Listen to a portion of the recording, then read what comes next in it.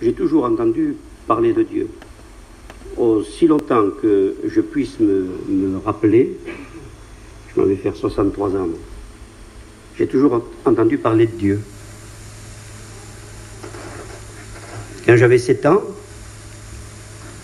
mes parents, qui étaient des parents merveilleux, des gens extraordinaires, ils se sont imposés un long stationnement à Lourdes pour nous faire apprendre le catéchisme, nous faire la communion. Et après, durant peut-être plus de 30 ans, tous les dimanches, j'ai été à l'église, à la messe, faire des rachailles. Je me confessais facilement 2-3 fois par an. Et vous entendez, tous les dimanches, je dis pas moi, de temps en temps, j'ai été à l'église. Et puis après, j'ai connu la parole de Dieu. Et je me suis aperçu que ce qui faisait le fondement de ma croyance, ce qui me faisait croire que j'étais comme Dieu voulait, que ça reposait sur du sable. J'ai regardé la parole de Dieu, parce qu'il y avait des gens qui venaient me témoigner, et je savais que ces gens, ils vivaient beaucoup plus mal que moi. Je les connaissais depuis longtemps. Qui vivaient d'une façon tout à fait déréglée, dans le mensonge, dans le choripin, dans toutes les affaires comme ça. Et je disais, c'est pas possible, qu'est-ce qu'ils veulent nous apprendre cela? Ils ne savent même pas une prière.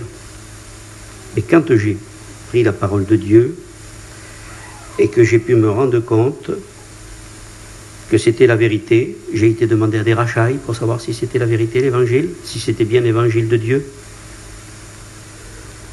Alors je me suis trouvé un petit peu comme, vous savez, le pharisien qui était dans le temple et qui disait, je te rends grâce Seigneur de ce que je ne suis pas comme le reste de ces hommes, mais comme celui-là qui est un pécheur. Moi je fais ceci, moi je fais cela. Je me suis trouvé dans cette position.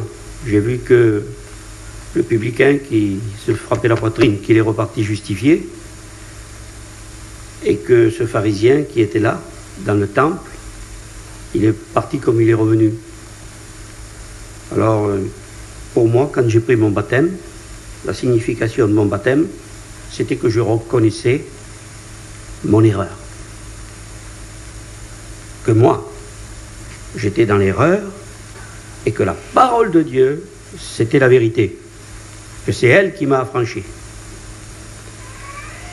Et vous voyez, ce matin, mes frères et mes sœurs, ne croyez pas parce qu'on va dire Dieu est là, que Dieu est là. C'est pas nous qui allons décréter la présence de Dieu.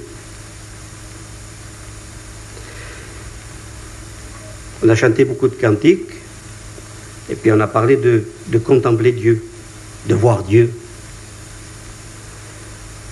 Comment on va faire pour le voir avec notre vue? On peut le voir que par la foi. Vous savez que Dieu nous a donné 5 sens pour être au contact de ceux qui nous environnent.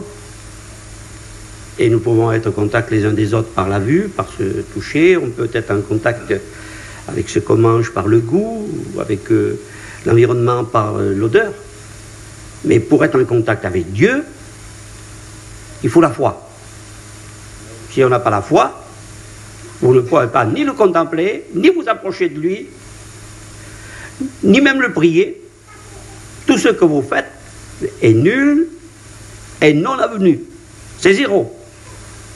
Vous comprenez, vous voyez mes frères et mes sœurs, c'est pas de ça que je vais vous parler. Vous savez, quand on a crucifié le Seigneur, il y avait un brigand à sa droite et un autre à sa gauche.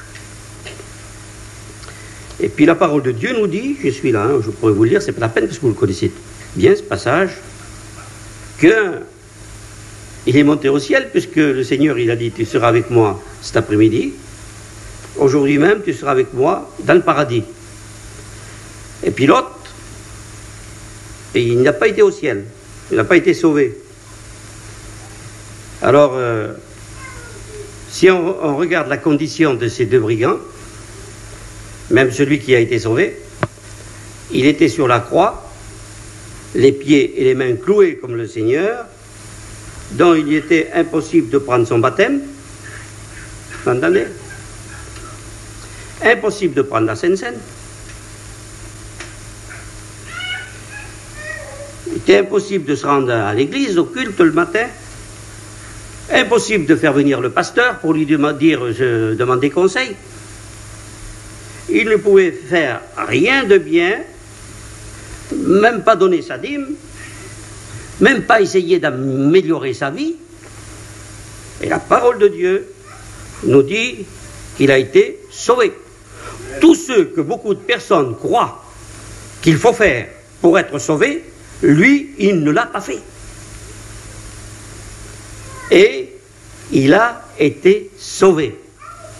Il était sur la croix, l'autre aussi était sur la croix. Il a entendu les paroles de Jésus, il a cru dans les paroles de Jésus, et ça, c'est la foi. Et quand il y a la foi, le Saint-Esprit intervient, le Saint-Esprit l'a éclairé, il s'est repenti, et il a été sauvé par le moyen de la foi. Parce que la repentance, ça, c'est le travail du Saint-Esprit. Hein, c'est pas nous autres. Alors ce matin, je voudrais qu'on comprenne ces choses. Hein, vous savez, moi, la première fois que je suis parmi vous pour le culte, l'année dernière, j'ai venu quelques fois pour faire des réunions le mardi. J'espère, avec la grâce de Dieu, qu'on se reverra de temps en temps le mardi. Quand j'aurai un mardi de libre, je viendrai le passer avec vous. Hein. Et aujourd'hui, on va lire un passage, vous voyez, dans la parole de Dieu qui se trouve dans l'évangile de Jean. L'évangile de Jean, vous savez, la parole de Dieu, il nous considère souvent, c'est appelé que nous sommes des étrangers sur cette terre. Hein. J'aime bien comme ça en passant, étrangers. Et ça veut dire que notre patrie n'est pas ici, dit, notre patrie est céleste. Nous ne sommes pas, nous, des gens de la terre, nous sommes des gens des cieux, du ciel. Et puis il dit, vous êtes étrangers et vous êtes voyageurs. Alors voyageurs, même il y a des fois qui s'est traduit dans notre traduction, vous êtes forains. Et puis il y a même des traductions qui disent, vous êtes nomades. Moi, quand je lisais ça, les premiers temps, je disais la parole de Dieu, Seigneur, on dirait qu'il parle pour nous. Et alors, le nomadisme, ça consiste à ne rien semer. Celui qui est nomade, il ne sème rien. Il s'en va de lieu en lieu. Donc, il ne fait pas de moisson, il ne récolte rien. Il ne bâtit rien. Il ne construit rien. Il est partout. Il est nulle part. Il est en marche. Hein? Il n'a pas de racines. Il n'a pas de lieu. C'est ça le nomadisme. Et le Seigneur, vous voyez, il donne cette image que le chrétien, eh bien, il est comme ça, il est étranger et voyageur. De plus en plus, les voyageurs maintenant rentrent dans les maisons. C'est un signe des temps. Et dans l'évangile de Jean, si on le regarde, il y a une chronologie, vous savez, des faits, des événements qui se passent et qui témoignent du cheminement. Vous savez, le chemin que le Seigneur a parcouru pour accomplir son œuvre, pour atteindre le but qu'il s'était fixé, qui était le salut des hommes. Et dans l'évangile de Jean, par exemple, il est question du premier miracle du Seigneur, Jésus, qu'il a opéré à Cana. Après, si on continue l'évangile de Jean, il est question du pain de vie. Alors, Cana, c'est un pays. Là où il a donné l'enseignement du pain de vie, c'était à Capernaum. Vous voyez, il marchait. Et puis, après, il est question de l'institution de la Sainte Seine. Ça, c'était à Jérusalem. Le Seigneur, il cheminait. Et quand on regarde ce cheminement du Seigneur, on s'aperçoit qu'il y a aussi un deuxième cheminement. C'est celui des disciples et de toutes les personnes qui étaient le témoin, vous voyez, de ces situations, de ces événements, de cet enseignement du Seigneur. Et on se rend compte très vite, quand on lit l'évangile de Jean, que ces témoins se sont divisés très vite en deux catégories. Il y a ceux qui ont marché par la vue, et il y a ceux qui ont marché par la foi. Si nous prenons le miracle de Canaan, il faut bien vous expliquer ces choses, hein, parce que on a dit qu'on voulait contempler le Seigneur. Il va falloir ce matin que vous le voyez, le Seigneur. Parce que si vous ne le voyez pas, si vous ne le contemplez pas, c'est pas parce que lui n'est pas là. C'est parce que vous marchez par la vue et que vous avez besoin que votre vue, c'est la chair, ça. Voit quelque chose, comme Thomas, il faut qu'il voie pour qu'il croie. Et le Seigneur, il a dit, heureux ceux qui ne verront pas et qui croiront. Alors il s'agit ce matin de voir le Seigneur, hein? Il s'agit de croire. Et quand on parle de ce miracle, le premier que le Seigneur il a fait, c'est aux noces de Cana, vous savez que c'est l'eau qui a été changée en vin et que ça se passait à l'occasion d'une noce. Il y avait à cette noce beaucoup de monde. Moi je dis qu'il y avait beaucoup de monde, je n'étais pas invité. Mais à cause de la quantité, la grande quantité d'eau qui a été changée en vin, des centaines de litres. Il n'a pas été changé quelques bouteilles. Donc il devait y avoir beaucoup de monde, quoique les noces avaient des coutumes, c'est qui des fois duraient 8 jours. Et il est dit que seulement, vous voyez, quand il s'est produit ce miracle, que l'eau a été changée en vin, il est dit dans l'évangile de Jean, vous le lirez, hein, il faut le lire, il faut toujours contrôler. Il est dit que seulement les disciples crurent en lui, seulement les disciples crurent en lui. Vous savez, les disciples, c'était ceux que le Seigneur avait appelés, qu'ils avaient laissé tout pour suivre le Seigneur. Et ça, c'était au début de son ministère. Donc, ils avaient suivi le Seigneur, mais leur foi des disciples avait besoin d'un fondement. La foi des disciples avait besoin d'un appui. Ils avaient besoin comme d'un tremplin pour s'affermir, pour s'élever, pour aller plus loin. Et à la vue de ce miracle, ils crurent dans le Seigneur, ils crurent que le Seigneur avait la puissance non seulement de changer les situations, mais de changer la nature des choses. C'est ça qu'ils ont cru, les disciples. Ils ont cru que le Seigneur, il avait la puissance pour changer la nature des choses, c'est-à-dire de changer l'eau en vin et de changer un pécheur, d'en faire un saint. Et, voyez mes frères, mes sœurs, mes amis, à la vue de ce miracle, les disciples crurent. Mais les autres personnes, le plus grand nombre, puisqu'il y avait beaucoup de monde, vous voyez, ce miracle, ce premier miracle du Seigneur ne provoque pas dans leur cœur de la foi. La vue du premier miracle ne réjouit que leur chair.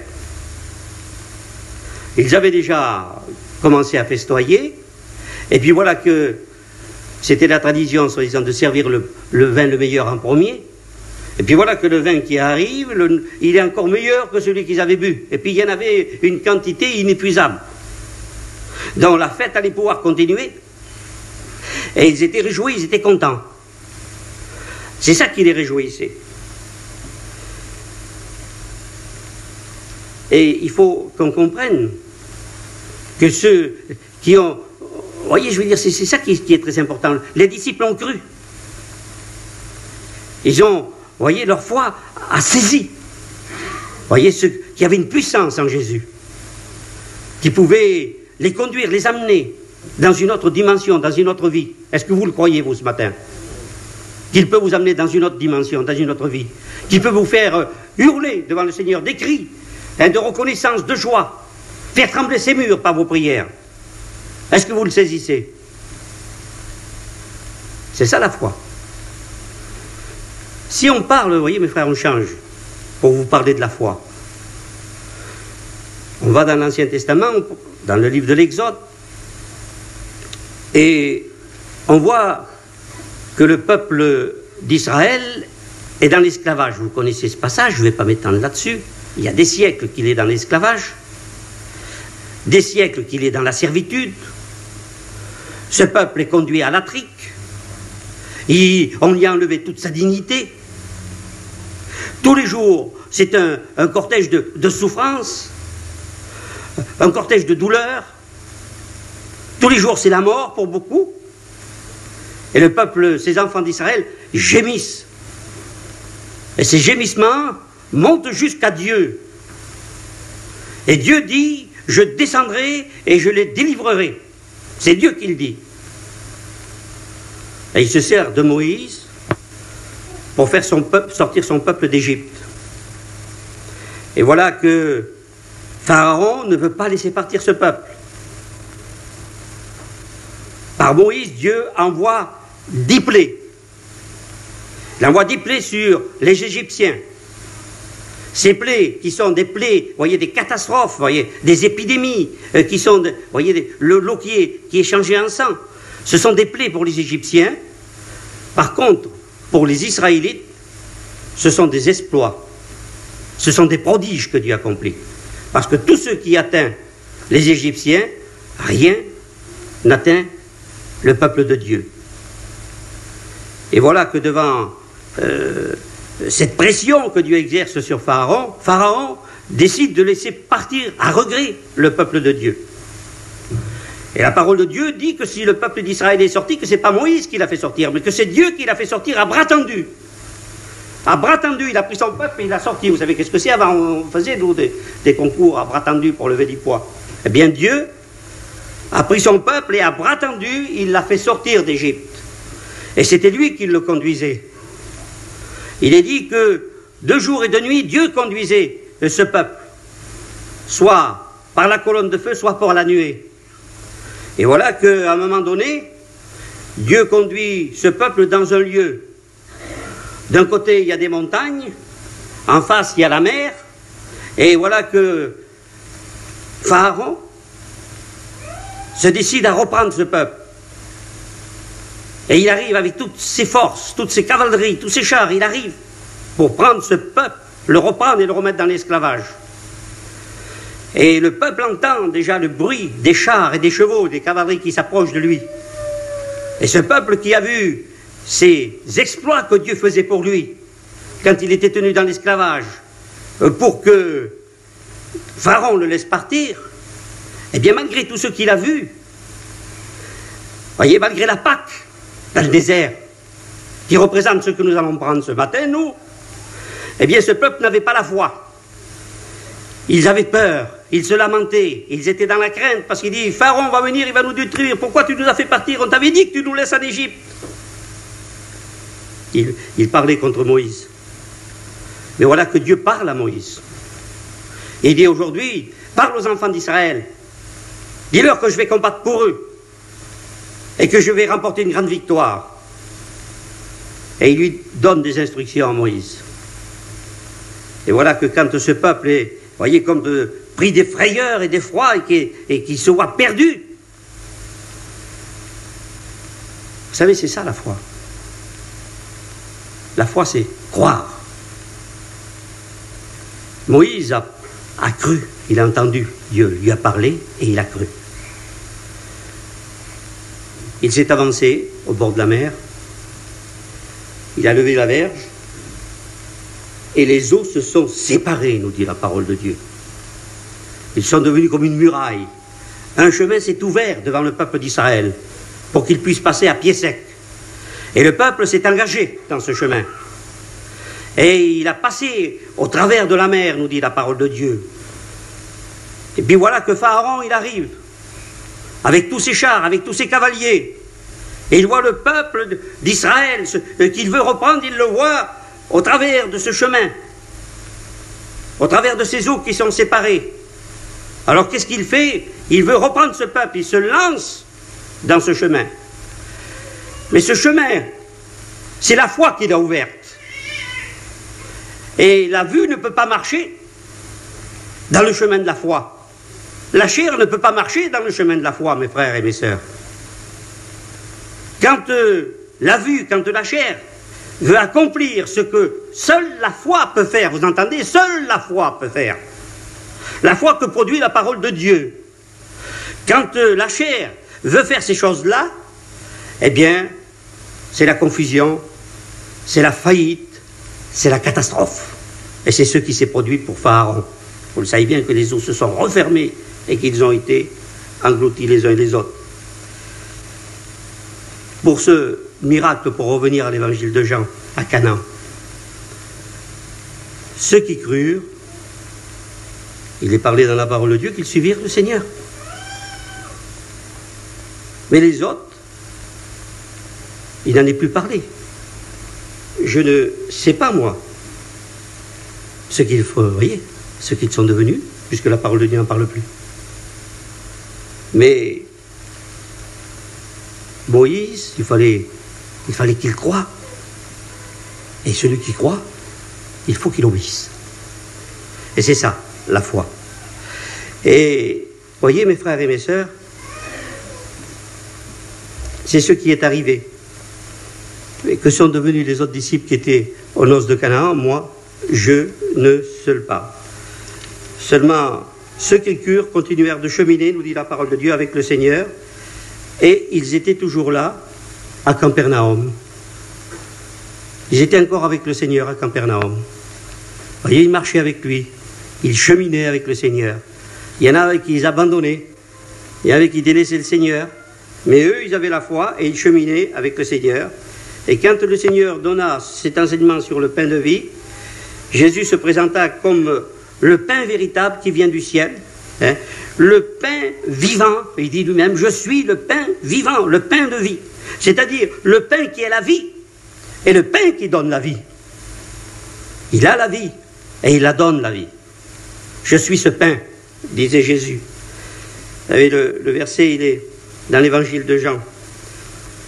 Il faut qu'on comprenne une chose ce matin, mes frères et mes sœurs, mes amis qui sommes là. C'est un jour nouveau aujourd'hui, hein, ce n'est pas un jour ancien. Ce n'est pas quelque chose qu'on connaît depuis longtemps. Ce matin, c'est la première fois moi, que je viens ici prêcher le dimanche. J'ai dit au Canada qu'en 2 fois, en 20 ans, ça fait 2 fois que je reste ici le dimanche. Une fois, j'ai été bloqué par le verglas, et aujourd'hui, en 20 ans. Non, ce n'est pas quelque chose hein, que vous avez l'habitude de faire, ni moi non plus j'ai l'habitude de faire. C'est quelque chose de nouveau qu'on fait ce matin-là. Qu'est-ce que vous croyez que vous savez? Vous ne savez pas ce qui va se passer cet après-midi, ni ce qui va se passer demain.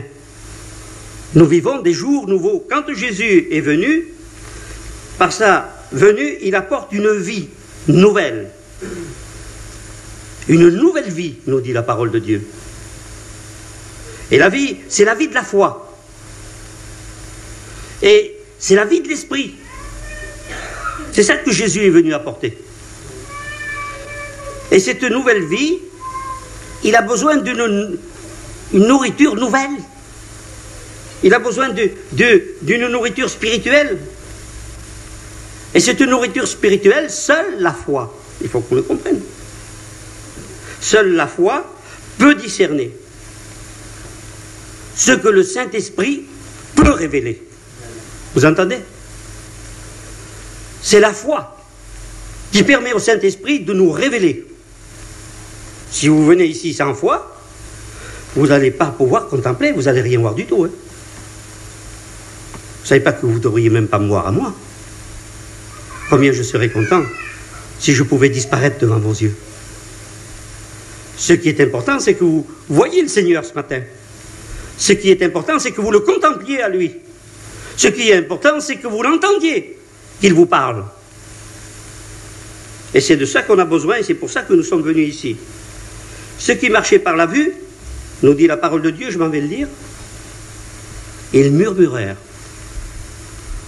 Quand Jésus se présente comme étant le pain de vie, et qu'il dit, ma chair est vraiment une nourriture, et mon sang est vraiment un breuvage, celui qui mange ma chair et qui boit mon sang a la vie, celui qui ne mange pas ma chair et qui ne boit pas mon sang n'a pas la vie.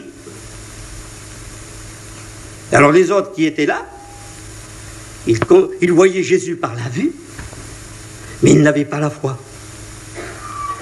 Pourtant, ils l'avaient déjà entendu parler, ils le suivaient depuis un certain temps, mais ils n'avaient pas la foi pour discerner les paroles que le Seigneur disait.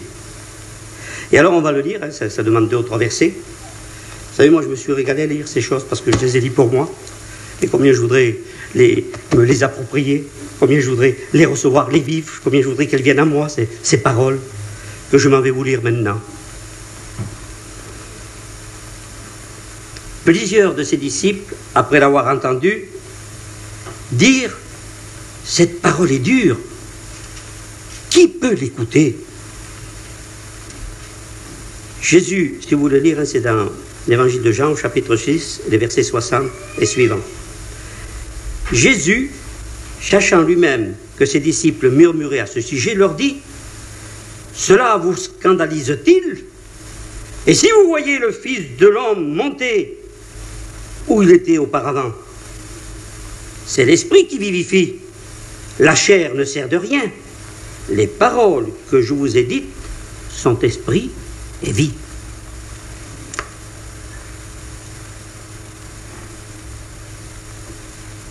Ceux qui marchaient par la vue, voyez mes frères, mes amis, t'entends caca, ce que je te dis, mon voisin.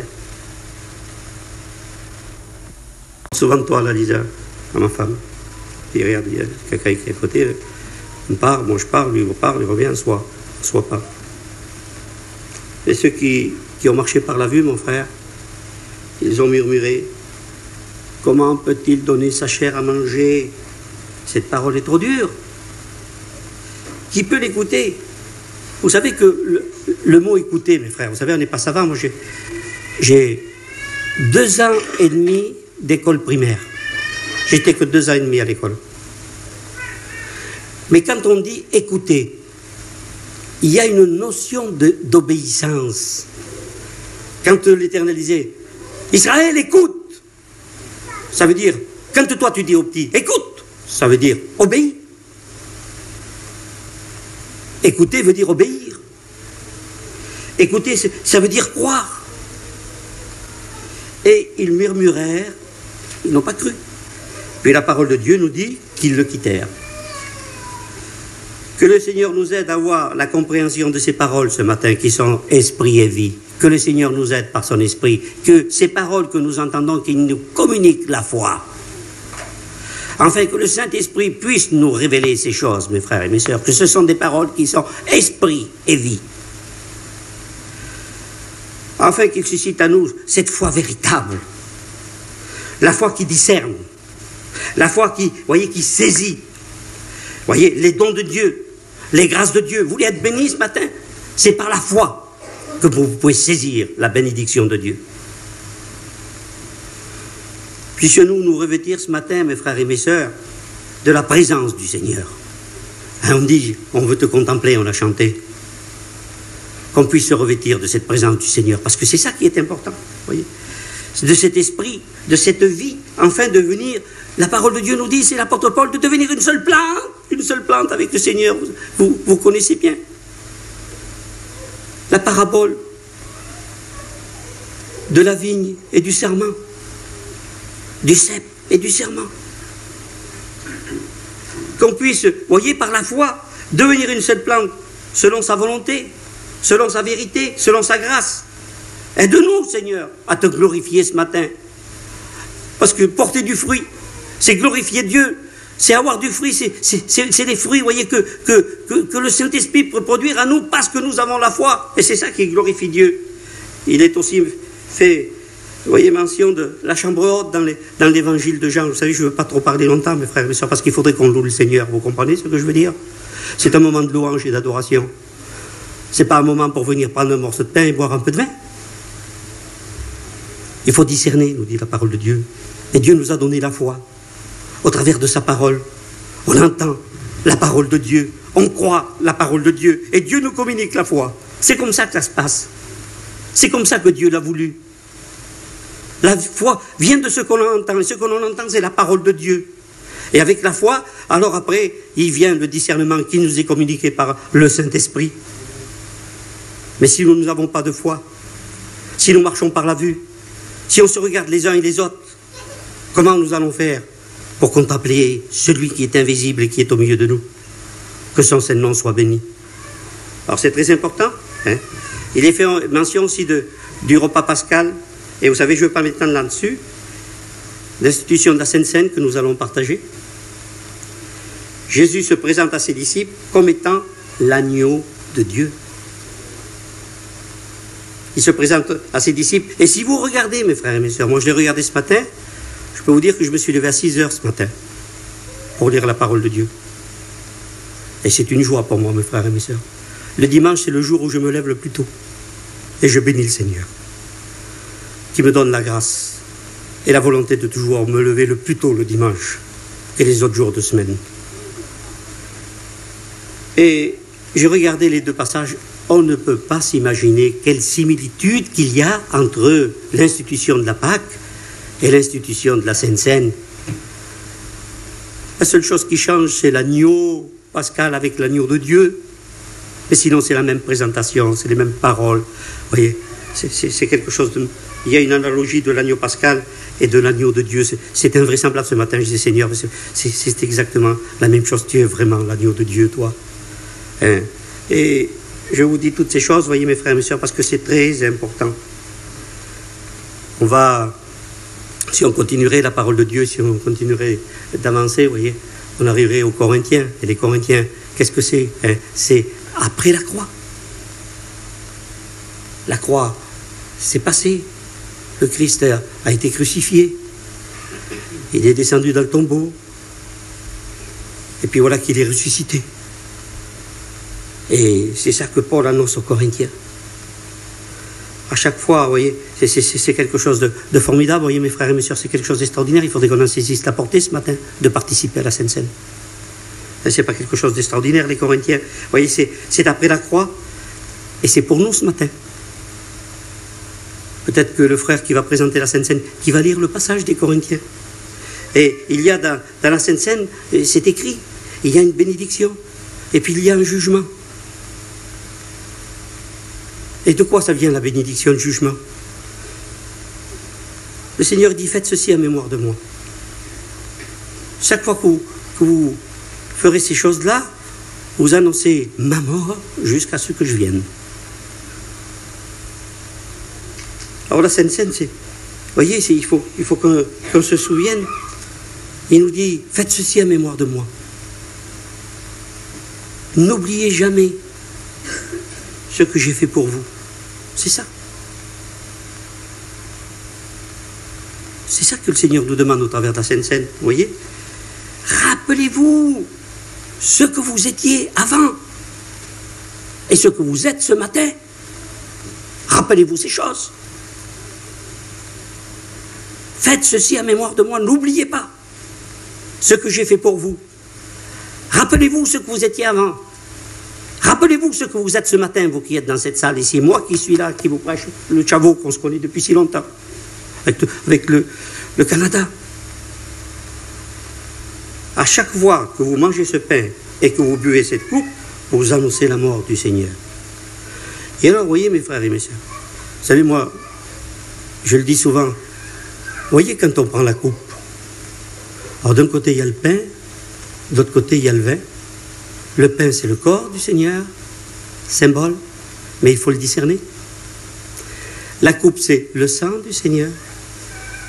Et quand vous séparez le sang du corps, c'est une mort effective. C'est un constat de mort. Mais quand vous mangez une volaille, n'importe quoi, que vous la saignez, quand il n'y a plus de sang, elle est morte. Et quand il y a la coupe qui est séparée du corps, c'est que le Seigneur, il est mort, vous annoncez sa mort. Et c'est ce qu'on... Vous voyez, il y a ces symboles qui sont là et qui nous disent que le Seigneur, il vous annonce sa mort. Et nous allons participer à la Sainte Seine. Et chaque fois que nous participons, nous proclamons ces choses que Dieu nous a enseignées dans sa parole, par le Saint-Esprit. C'est le Saint-Esprit qui nous enseigne. Et la résurrection du Seigneur.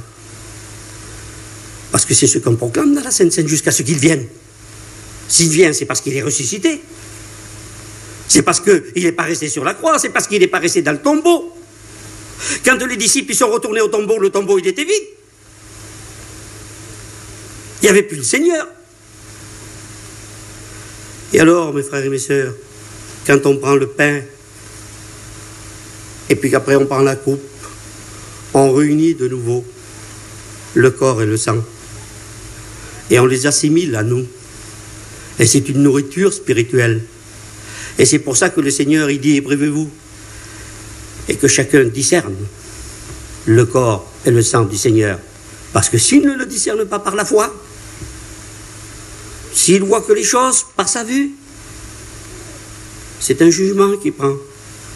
Et le Seigneur il a institué la Sainte Seine pour nous bénir. Vous avez compris, mes frères et mes sœurs? Et moi, je viens la partager avec vous pour prendre une bénédiction de la part de Dieu. Parce que vous êtes mes frères, parce que vous êtes mes sœurs. Si nous sommes en Christ, si nous ne sommes pas en Christ, on ne le voit pas. Et par la foi, il faut qu'on le contemple. Par la foi, il faut qu'on le voit. Par la foi, il faut qu'on le ressente. Par la foi, il faut qu'on entende sa voix. Le Seigneur, il a dit, mes brebis ne suivront pas un étranger parce qu'ils connaissent ma voix. Ils entendent ma voix. Est-ce que tu l'entends, la voix du Seigneur? Est-ce que tu la connais, la voix du Seigneur? C'est ça que ce matin, nous avons besoin de la foi, mes frères, nous avons besoin de croire. Il faut que notre foi, vous voyez, il discerne ces emblèmes que nous allons prendre comme étant le corps et le sang du Seigneur, afin de nous en revêtir pour que nous soyons des frères et des sœurs en Christ, que son Nom soit béni. Vous savez, on parle de la foi. Il y a un psaume, je ne me rappelle pas, mais peu importe, que la foi vous le fasse rappeler. Il y a le psalmiste qui dit, et ça se passe il y a des siècles avant la venue du Seigneur. Ô Éternel, que tes demeures sont aimables. Vous entendez? Le psalmiste, des siècles avant la venue de Jésus-Christ, il voyait déjà les demeures de Dieu. Il dit qu'ils sont aimables, tes demeures. Oh Seigneur, qui sont douces. Oh Seigneur, quelle joie qu'il y a dans ta demeure. Quelle paix qu'il y a dans ta demeure. Oh, qu'il fait bon vivre dans ta demeure, Seigneur. Parce que le psalmiste, il le voyait déjà par la foi et en esprit. Et ce matin, il faut qu'on discerne ces choses, nous. Il faut qu'on les voie. Il faut qu'on les saisisse. Il faut qu'on s'en empare, mes frères et mes sœurs. Et alors, vous serez comme le psalmiste. Vous allez adorer Dieu. Vous allez apporter une louange. Votre cœur va être plein de reconnaissance pour votre Sauveur, pour votre Dieu. Que tes demeures sont aimables. Et Jésus, il dit, il est bon pour vous que je m'en aille. Parce que dans la maison de mon Père, il y a plusieurs demeures. Que tes demeures sont aimables. Il les voyait, le psalmiste, des siècles avant la venue de Jésus.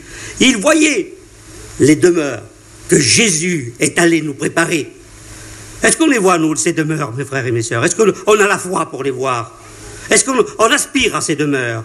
Est-ce qu'on veut, voyez, s'efforcer pour y aller à ces demeures? Eh bien, ce matin, eh bien, nous avons, voyez ce que je veux dire, par cette situation, c'est voulu par le Seigneur, par cette circonstance de ce matin, c'est pour nous. Le Seigneur veut créer à nous la foi pour qu'il puisse nous les révéler par l'Esprit. Alors, moi, je pourrais maintenant parler beaucoup de choses, mais c'est ce que je voulais vous dire tout à l'heure. On ne décrète pas la présence de Dieu. C'est pas parce qu'on va dire Dieu, tu es là qu'il va être ici. Ce qui peut faire venir le Seigneur, et lui, il a promis, c'est que l'on observe, voyez, ce qu'il nous a enseigné. Si vous demeurez en moi, et si vos paroles demeurent, mes paroles demeurent en vous, demandez tout ce que vous voulez. Vous entendez? Vous pouvez demander tout ce que vous voulez. Si vous demeurez dans le Seigneur, et si ces paroles demeurent en vous, ça vous sera accordé. Vous imaginez que Josué, il a fait arrêter le soleil? Soleil, arrête-toi! Et le soleil s'est arrêté. Demandez tout ce que vous voulez, et ça vous sera accordé. Alors ce matin, tu peux demander au Seigneur. Le Seigneur, il veut t'accorder. Il veut te bénir. Mais il faut que tu crois. Il faut que tu aies la foi, afin que le Saint-Esprit puisse te révéler. Et tu verras le Seigneur. Et tu le verras sur la croix. Et tu pourras te revêtir du Seigneur. Tu pourras te mettre au bénéfice de son sang. Tu pourras ce matin dire, Seigneur, rends-moi pur. Et tu seras délivré de ta lèpre. Gloire à Dieu. Gloire à ton Seigneur. Je voudrais que le Seigneur, par sa parole, suscite la foi en vous, mes frères et mes sœurs. Que vous vous réveillez et qu'on fasse un culte qui fasse bouger ces murs. Parce qu'il y a une puissance. C'est une puissance de Dieu, l'évangile, pour quiconque croit. Pour quiconque croit. Puisses-tu ce matin croire dans ce que tu viens d'entendre et tu seras béni. Et tu repartiras enrichi, affermi. Comme les disciples quand ils ont vu le miracle de Cana, l'eau changée en vin. Ils ont vu la nature des choses changer. Ce matin, le Seigneur, il peut faire ça. Il peut t'accorder une délivrance extraordinaire. Qui n'a pas besoin de délivrer ce matin? Seigneur, je sais que j'ai besoin de toi, moi. C'est pour ça que je suis venu. L'apôtre Paul, je suis le premier des pécheurs. Il voulait dire je suis le plus grand. C'est pas qu'il voulait dire je suis le premier, les autres viennent après. Il voulait dire je suis le plus grand. Je sais moi le plus grand des pécheurs. L'apôtre Paul. Alors nous avons tous besoin du sang du Seigneur ce matin. On a tous besoin de la Sainte Seine. Vous savez, mes frères et mes sœurs, il y a une chose, je vous dis ces dernières choses, que le Seigneur vous bénisse. Que le Seigneur vous bénisse dans cette chose que je vais vous dire encore. Vous savez, il y a une grande différence. Nous sommes faibles. Si Jésus s'appelle le Sauveur, c'est parce que nous, on s'appelle perdus. Il est venu chercher et sauver ceux qui étaient perdus. Il est venu nous chercher et nous sauver parce que nous étions perdus. Et c'est pour ça qu'il s'appelle Sauveur, lui. De quoi il nous a sauvés, le Seigneur? Il nous a sauvés de nos péchés. Parce que le péché, le salaire du péché, c'est la mort. Et le Seigneur nous a sauvés de nos péchés. Mais comme nous sommes faillibles, il faut faire une différence entre un manquement, entre un moment de faiblesse, entre, vous voyez, une tentation qui des fois on succombe, et dont le Seigneur nous relève. Il vient, il nous relève. Et de vivre dans un état de péché. C'est-à-dire avoir ce péché ce matin, revenir dimanche au culte avec le même péché et vivre dans ce péché. Le Seigneur, il est venu pour nous sauver du péché. Et au travers de la Sainte Seine, tu peux être délivré d'un péché qui te tient depuis longtemps. Mais qu'est-ce que c'est que vous croyez, le péché, mes frères et mes sœurs? Mais la jalousie. Il ne faut pas parler toujours de boire, de fumer. Mais c'est la colère. Mais c'est l'avarice, la cupidité. De ne pas partager, de vouloir tout pour soi. C'est un péché. Dehors les avares. Et il a dit Dieu. Ce que Dieu dit, c'est la vérité. Ils ne rentreront pas. Donc ce matin, s'il y a des choses qui nous empêchent d'avoir une vie de foi dans sa plénitude, dans son abondance, une vie victorieuse, la foi. C'est pas quelque chose qui fait que tendre des mains, Seigneur, il disait mon frère en Chine le matin hier. Seigneur, donne-moi, Seigneur, c'est pas des mains tendues vers Dieu, la foi. La foi, c'est quelque chose d'actif. La foi, c'est quelque chose de vivant. La foi, c'est quelque chose qui lutte et qui gagne. Et ce matin, le Seigneur, il ne veut pas qu'on lutte les uns contre les autres, il veut qu'on lutte contre nous-mêmes. Seigneur, ce matin, je veux être victorieux de moi. Et c'est pour ça, Seigneur, que je suis venu. Je veux remporter une victoire sur moi-même, Seigneur. Je veux que tu me bénisses ce matin. Et le Seigneur va le faire, mes frères et mes sœurs. Et je suis sûr et je suis persuadé, parce que c'est ça qu'il veut faire. C'est pour ça qu'il y a ces moments qui existent, la Sainte Seine instituée, le jour que le frère nous a dit, nous c'est le dimanche, c'est le premier jour de la semaine. Et c'est le jour où le Seigneur il est ressuscité, c'est le jour où il est apparu aux disciples, c'est le jour où il est monté au ciel. Le premier jour de la semaine, c'est aujourd'hui, c'est dimanche. C'est un jour béni. C'est un jour de grâce. Alors, mes frères et mes sœurs, faites que chacun s'éprouve, nous dit la parole de Dieu. Éprouve-toi et participez par la Sainte Seine et sois béni ce matin. C'est ça le message que j'ai à cœur de vous apporter ce matin et que j'avais besoin de m'apporter à moi-même. Alors on va remercier le Seigneur pour sa parole et puis on va le louer. On va le bénir ce matin. Qu'il n'y ait pas un silence. Un silence, c'est comme s'il y avait une absence. Vous savez, quand quelqu'un manque, la chaise, sa place vide, témoigne contre lui. Il n'est pas là. Sa place n'est pas occupée. Eh bien, qu'on comprenne ces choses ce matin. Par notre silence, c'est comme si on était absent. Et Dieu attend de nous la louange. Dieu attend de nous l'adoration. Dieu cherche des adorateurs en esprit et en vérité. Puissions-nous être ce matin ces adorateurs que Dieu agrée et qu'il bénit. Que son Saint-Nom soit loué.